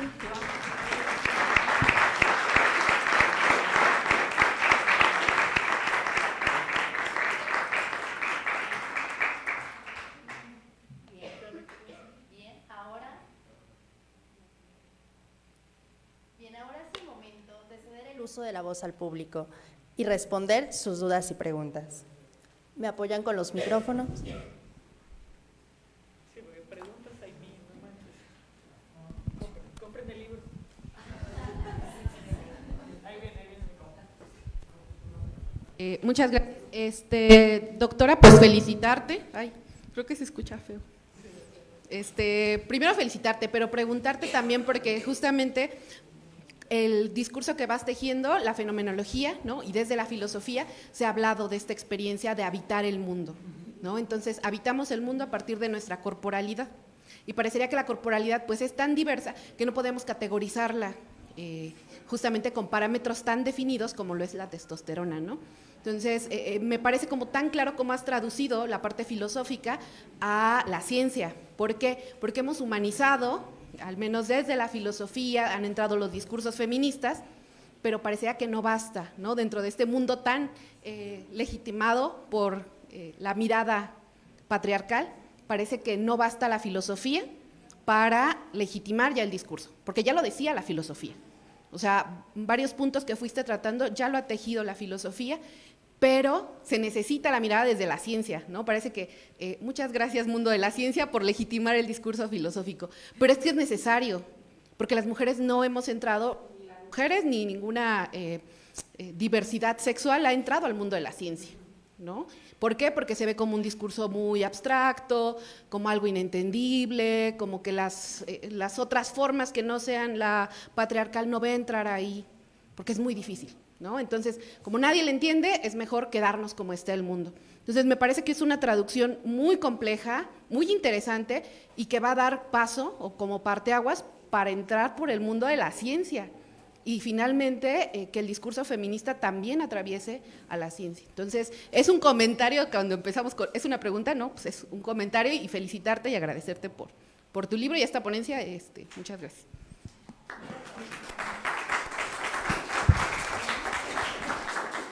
¿Tu nombre? Adriana. Muchas gracias, Adriana, por tu intervención. Sí, total. Ahí diría una cosa que es muy importante para mí. Como vos decís, hablé de fenomenología cuando hablé de experiencia fenoménica y que la mente es el cuerpo en el mundo. Además de la fenomenología, yo hago hincapié en la filosofía analítica, que es la filosofía de la mente, y cité a Diana Pérez, porque hablo del lenguaje mentalista, que la fenomenología no se ocupa de eso, y a mí me parece una herramienta muy potente, porque la filosofía analítica y de la mente no está tomada desde los feminismos de la epistemología feminista para discutir la relación entre cerebro y mente. Y acá cuando Jen me preguntaba lo de los nuevos materialismos feministas, que tienen que ver justo con los feminismos que vuelven a poner el centro en la biología, pero considerando la biología de manera plástica y flexible y no desde la ciencia positivista rígida que te determina, a mí me gustan mucho, pero también encuentro que hay una asunción acerca de la biología como equivalente en algún punto a la mente. Entonces es ahí donde, digamos, quiero hacer sobre todo el aporte para tomar conceptos de la filosofía analítica que vienen de los señoros de los 70, que insisto, si no somos esencialistas, Donald Davidson es un filósofo de los 70, cisvarón, blanco, propietario, estadounidense, que para mí, sin cero perspectiva de género, tiene conceptos que son muy valiosos para problematizar qué es la mente con perspectiva de género, que implica además hacer una historización sexada y racializada de la mente. Entonces, eso me parece muy importante por lo que trae Adriana, porque sí necesitamos desde la epistemología feminista intervenir con herramientas que problematicen el cerebrocentrismo para entender la mente. Porque es muy difícil, lo veníamos comentando con Jen de manera informal antes, es muy difícil despegarnos de eso incluso dentro de los feminismos. Y pasa por lo que dice Adriana, porque los feminismos de alguna manera se escindieron de la biología y de las ciencias biológicas. Los nuevos materialismos llaman a intervenir de vuelta en esas ciencias, ¿no? En pensarla. Y cuando hablé de la mente colectiva y cuando hablé de la epigenética y la plasticidad, me parece que un ejemplo concreto es hablar de ustedes ahora y de cómo en este momento, en este espacio, están ustedes modificando su biología, no solamente su mente, porque si la mente está corporizada y no está en otro lado, cada vez que hay estados psicológicos que cambian, también cambia lo biológico. ¿Y cómo? Bueno, si ustedes van a recordar mi cara, y por ahí me quieren insultar, espero que no, pero, o si recuerdan este espacio, para eso tuvieron que hacer una memoria. ¿Y cómo se hizo esa memoria? ¿Qué es la memoria? La memoria va a implicar síntesis de proteínas, huellas sinápticas, porque recordar una cara implica que hay una huella sináptica, porque hay un patrón de activación neuronal que se crea, se facilita ese camino, y esa facilitación hace que yo vaya y diga, ah, te conozco de algún lado. Eso está implicando que ahora este espacio está en sus memorias. Eso es epigenética y plasticidad. Es decir, que cuando hablamos de relaciones entre estados psicológicos, también hablamos de una orquestación de expresiones biológicas. Y esa idea es la que yo quiero introducir en la epistemología feminista y en la ciencia para justamente problematizar que cambiar biológicamente en un estado cerebral concreto no va a implicar cambiar un estado mental. ¿Qué quiere decir esto? Que, por ejemplo, si tomo testosterona o no tomo testosterona y cambia mi organismo, no quiere decir que cambie mi estado psicológico. Pero no es lo mismo a la inversa. Si cambia mi estado psicológico, sí cambia mi organismo, mi cuerpo, porque la mente depende ontológicamente de lo material. Y eso es muy importante, porque en esta asimetría que tenemos, nos corremos de lecturas esencialistas para entender la identidad. Y eso creo que es la pata que nos falta en las epistemologías feministas y que son herramientas de la filosofía analítica para llevar al extremo la plasticidad y la biología en términos de flexibilidad. Muchas gracias, Adriana.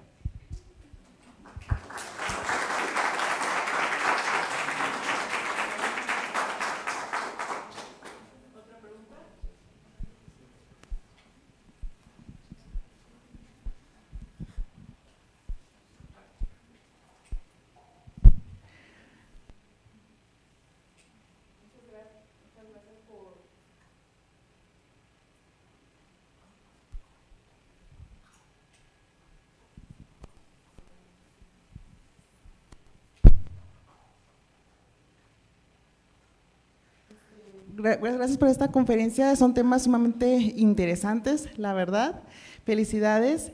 Y bueno, yo a manera de curiosidad y conocer, bueno, lo que yo he sabido a través de otras personas es que, por ejemplo, las personas que deciden una identidad es porque cuando una mujer se embaraza y previamente había tomado en su juventud, no sé, anticonceptivos hormonales, ya de cuando es adulta y decide embarazarse, eso afecta en que cuando el hijo nace y va creciendo, vaya tomando la decisión de cambiar de identidad. Por ejemplo, si nace hombre,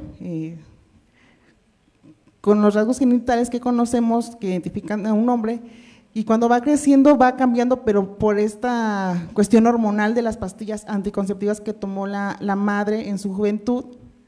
Quisiera saber si eso es verdad o en qué está. Y otra pregunta, si tiene que ver el pH o el olor de una persona para que te atraiga, dependiendo pues también el pH de uno mismo, ¿es verdad o falso? Muchas gracias por las preguntas. ¿Tu nombre? Me llamo Mónica. Mónica Zúñiga. Mónica. Bueno, muchas gracias, Mónica, por las dos preguntas. A ver, es muy importante lo que planteas primero, porque justo este mito de si la persona que gesta tomó o no tomó hormonas, entonces va a afectar la sexualidad o la identidad de género de ese proceso de gestación. Eso tiene que ver justo con el mismo discurso que dice que las concentraciones de testosterona definen o predisponen a una sexualidad y una identidad. Pero lo que tenemos que considerar y que es fundamental es que las hormonas no determinan los estados psicológicos complejos que están implicados en la sexualidad y en la identidad de género. Si una persona tomó o no tomó hormonas, y ahora también se les puede decir a los alimentos que están, como por ejemplo el pollo que está hormonado, también hubo mitos sobre eso, el pollo hormonado y que va a causar entonces estragos en la sexualidad, vienen de este presupuesto científico moderno, que en realidad lo que muestro en el libro es que este presupuesto nunca fue un descubrimiento, nunca se basó, descubrimos que el cerebro es la mente, descubrimos que la hormona esta causa sexualidad. No. Lo que hubo siempre fue a prioris biológicos para justificar un orden social. Y esos a prioris biológicos se fueron actualizando hasta hoy, y ahora con toda la tecnología, neuroimagen y palabras lindas como molecular, epigenética y fluidez verbal, los siguen justificando, pero nunca se pusieron a prueba. Es un marco que corre. El binario corre y a partir del binario nos definimos, pero nunca se puso realmente a prueba. Y lo que tenemos son siempre contraejemplos, que nos muestran que, aunque una persona tome o no tome hormonas, no va a definir cómo va a ser su proceso de gestación. Y esos contraejemplos, esa diversidad, nos muestra entonces que la hormona no determina nada. Y el segundo punto, diría, aguas con eso, con el tema del pH, que también tiene que ver con la idea del sistema inmune y autoinmune, y cómo ser compatible con las personas a través de ferormonas, que es esta idea de las hormonas que se huelen. Diría algo muy importante, y es que todo está contextualizado, socialmente hablando, tiene significado, y que no hay ninguna característica biológica per se, justificada en términos evolutivos, que va a determinar algo tal como el deseo sexual humano. Porque el deseo sexual de las personas no se reduce a ningún parámetro biológico. Y la idea del pH, como por ejemplo usar el pH de cierto pH, por ahí siento atracción, tiene que ver con una idea evolutiva. Para garantizar el éxito reproductivo, veo que esta persona tiene genes exitosos a través de su pH, a través de sus ferormonas. Pero cuando nos corremos de la mirada evolutiva, porque sostenemos que la sexualidad no se agota en la reproducción, deja de tener sentido y nos explica justamente la diversidad de atracciones a través de 1000 formas de ser y de expresiones de género en nuestras culturas y en nuestros contextos. Y yo diría, no hay ningún parámetro biológico que defina ni una sexualidad ni una atracción sexual.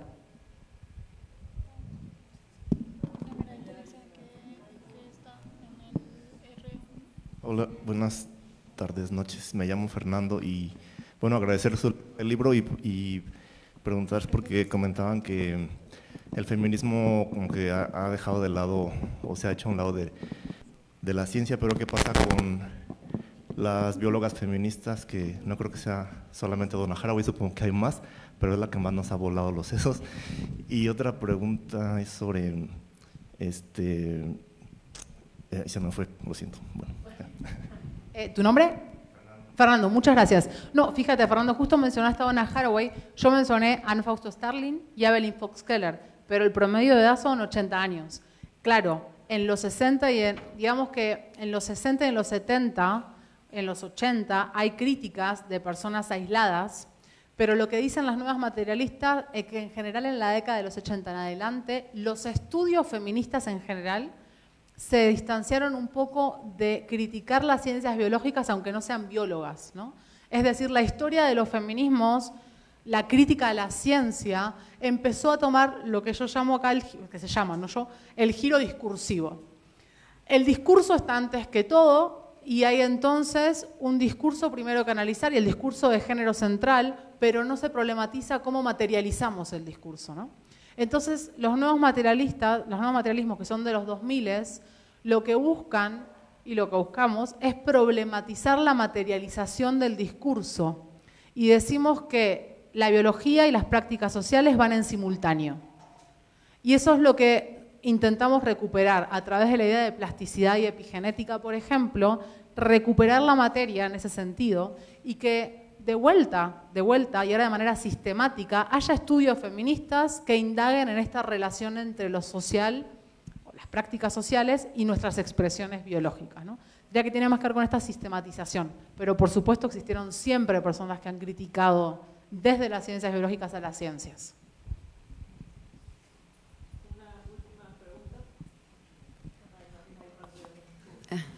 Buenas noches, mi nombre es Carolina. La verdad que ha sido un honor poder escucharte. Creo que es fundamental. Diré que tengo una formación en salud pública y después me dediqué a estudiar un poco temas sociales. Actualmente estudio un doctorado en políticas públicas. El tema es que justo hay pareciera que hay una laguna entre el estudio de los problemas desde el punto social y cómo se observa, y a veces tocamos la idea de lo biológico como para establecer que eso es lo inmovible.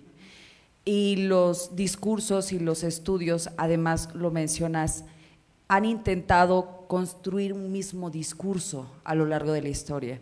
Y creo que el tomar la teoría del feminismo y la crítica del feminismo como base para generar nueva ciencia es algo fundamental. Hay que romper paradigmas y hay cosas que se han establecido y que las creemos hasta este momento que son tales, pero la mirada de las mujeres respecto a todos estos dichos que a veces están sustentados como verdades científicas, creo que es fundamental. Yo recuerdo Virginia Woolf en su libro Una habitación propia, cuando empieza a buscar literatura escrita por mujeres y observa todo lo que se ha escrito en contra de las mujeres, que bueno, que parecen como perritos. Ella, hay una frase que parece como perrito, que ya si hace algo es algo magnífico, porque pues las mujeres estamos determinadas históricamente bajo un discurso para actuar de tal o cual manera.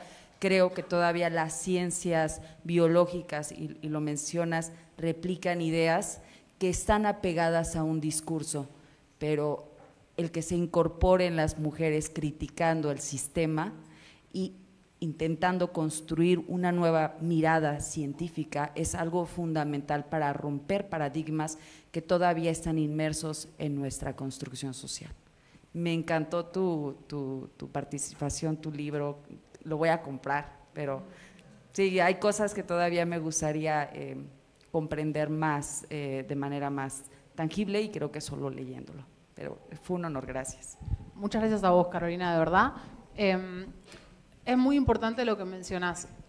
Primero, este puente, ¿no?, entre lo social y lo biológico como de falsa dicotomía, súper importante, porque lo seguimos, desde las ciencias sociales y humanidades en general, lo seguimos reforzando muchas veces, ¿no? Esta idea de me ocupo de esto y esto no está implicado. El punto no es ocuparnos de todo, sino visibilizar que hay una coimplicación siempre, ¿no?, a nivel molecular con todo lo que estudiemos. Y el segundo punto es, yo diría, sí, de vuelta con las condiciones de necesidad y suficiencia, diría, es necesario que se incorporen diversas corporalidades a la producción de conocimiento científico, en mi caso el biomédico, pero no es suficiente. Porque lo que vas a encontrar en el libro es que hay muchos estudios que lo reivindican mujeres cis, la apología de dos cerebros, y que en esa idea están reivindicando su inferioridad mental. Pero porque no hay una historización en estas formaciones académicas, lo reproducimos. Yo estudio biotecnología y no veo historia de la ciencia. Nadie en medicina estudia historia, porque lo que se hace es estudiar hechos aislados. Tipo, vino Newton, se le cayó la manzana y la ley de la gravedad. No pasó eso, pero una lo estudia así, y de vuelta vamos a la individualidad, la mente brillante. Acá, fuera de tiempo, de espacio y de contexto, que es la misma idea de una mente individual, que viene con el paradigma moderno colonial. Entonces, es muy importante historizar en las formaciones académicas para esto, y también reconocer que la incorporación de corporalidades, que es necesaria para visibilizar que hay obstáculos estructurales, no es suficiente. Porque es necesario cismujeres heterosexuales, comunidad LGBT, pero no nos van a garantizar que no reproduzcan sesgos. Simón Levay, que es una persona que yo menciono, es un varón cis gay que hace apología a la causa cerebral de la sexualidad hormonal. Y tiene que ver con lo que decía Jen, no es mi responsabilidad, así es la naturaleza. Y para mí eso es un problema. Entonces ahí tenemos que también después hilar más fino y decir, ok, hay obstáculos estructurales pero también simbólicos. ¿Qué quiere decir? Que todas las corporalidades acá podemos reproducir estos valores, que es un valor biologicista, porque para mí es un valor el biologicismo, para entendernos en el mundo. Entonces diría, sí necesitamos un montón de trabajo para eso. Hola, bueno, soy Leslie. Yo tengo que decirte que la verdad me voló la cabeza el libro, y además nos chutamos algunos videos, voy a evidenciarlos, porque había muchas cosas que era de cómo bajamos a ciertos planos, como que sean términos coloquiales, y entramos en una disyuntiva al decir, ok, la galleta de jengibre, que es uno de los recursos que más utilizamos, hace esta diferencia donde el sexo biológico asignado al nacer se encuentra en la entrepierna y la identidad está en el cerebro. Entonces fue cuestionar, bueno, entonces no es así, lo estamos utilizando mal, ¿cómo ese recurso lo corregimos de manera que al hablarlo con las personas podamos socializarlo de una manera más adecuada desde las neurociencias? Esa sería una de mis preguntas, que a lo mejor puede ser un poco más compleja de lo que creo.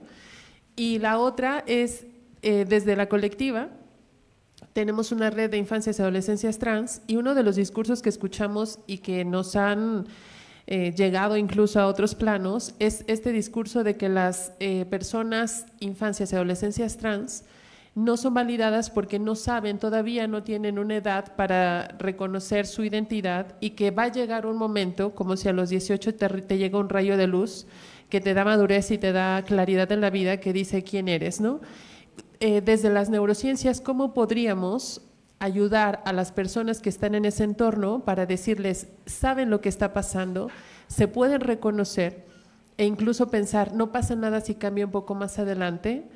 ¿Y cómo podemos lograr que quienes estamos alrededor de estas personas seamos espacios seguros y no quienes vulneremos esa capacidad de identificarse?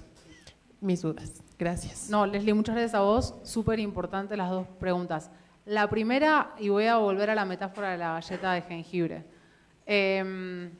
Claro, y es lo que hablábamos con Jen, es un problema porque de alguna manera criticamos lo genital céntrico para la identidad, pero legitimamos el cerebrocentrismo, que bebe de lo mismo, porque hay un dimorfismo sexual que simultáneamente implicó la reducción de la mente a los cerebros. Entonces, ahí diría, la mente no es reductible. Y para seguir con la metáfora, cuando pongan la genitalidad, tiene que ver con que nos asignen un género, que no está justificado, pero bueno, como quieran llamarle a eso, como que está vinculada a la idea de sexo, haría otro cuadro con no una galletita de jengibre, sino varias mirándose, y diría identidad, que es algo colectivo y en la mirada de los otros. Digamos, no es individual. No puedo identificar a una parte mía sin tener a la otra persona ahí. O sea, porque si no estamos validando que es un hecho individual. Eso es y por eso podemos ubicarlo en una parte del cuerpo incluso. Pero cuando vos rompes con la idea de individualidad y tenés la identidad como una orquestación de galletas de jengibre mirándose, no está en ninguna parte particular porque mi identidad es también por la mirada de lesotres. O sea, existimos por la mirada de lesotres. Si yo existiera sola en una isla, no tendría sentido tener una identidad y una sexualidad.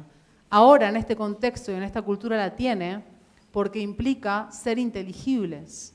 Y las personas que nos corremos de las normativas queremos ser igualmente inteligibles. No hace falta hacer la revolución y querer romper con el sistema binario. Déjenme vivir mis años de vida tranquila, hago lo que puedo, pero desnaturalizándolo, por ahí vamos a tener generaciones que no van a necesitar este tipo de identificaciones, ¿no? Pero es importante la colectividad ahí, porque no es cierto que está en una parte mía. Eso para mí es muy importante. Y el segundo punto que decís es fundamental porque tiene que ver con la idea del auténtico. Porque si lo situamos en lo biológico, es auténtico, de una vez y para siempre e irreversible. Por supuesto que eso no pasa en ninguna identidad, en ninguna sexualidad de nadie. Si no cambiamos, es un horror. O sea, como claramente que estamos en movimiento todo el tiempo. Pero lo que muchas veces tenemos es la autorrepresión y la autoconservación porque nos dijeron que es así de una vez y para siempre. Y la idea de la magia etaria, de a los 18 podés votar, como bueno, no sé nada de política y mañana cumplo 18, no, eso no pasa, es un proceso. Con la identidad es lo mismo. No viene un golpe de refresh así en el cerebro diciendo acá, ya lo sé. Es un proceso continuo. Y el punto de corte que hacemos para determinar cuándo una persona puede o no saber qué identidad tiene es arbitrario. Hay personas que tienen 60 años y no lo saben. Hay personas que tienen 5 y lo saben. Y no significa que tengan 5, lo saben y a los 40 van a tener la misma. Pero no significa que por eso no sea auténtica. La autenticidad no es una vez y para siempre y esa marca y insignia irreversible. Eso es un sello positivista. Lo que nos hace auténticos es vivirnos como realmente nos vivimos y que nos reconozcan lesotres como así queremos. Que yo cambie en mi vida mi orientación sexual, mi sexualidad, mi identidad de género, mi expresión de género, no me hace menos auténtica. Al contrario, lo más auténtico es cambiar, porque nos movemos, cambiamos todo el tiempo.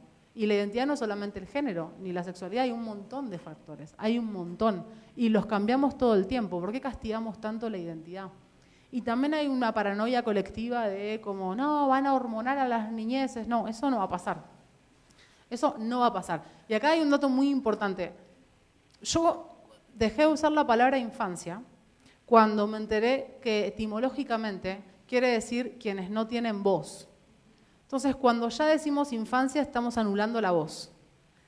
Ahora, la cuestión es que la infantilización no fue solo para las niñeces. Fue para las cismujeres blancas burguesas y fue para todos los cuerpos negros e indígenas racializados. Estamos infantilizados de muchas maneras porque nos sacan la voz.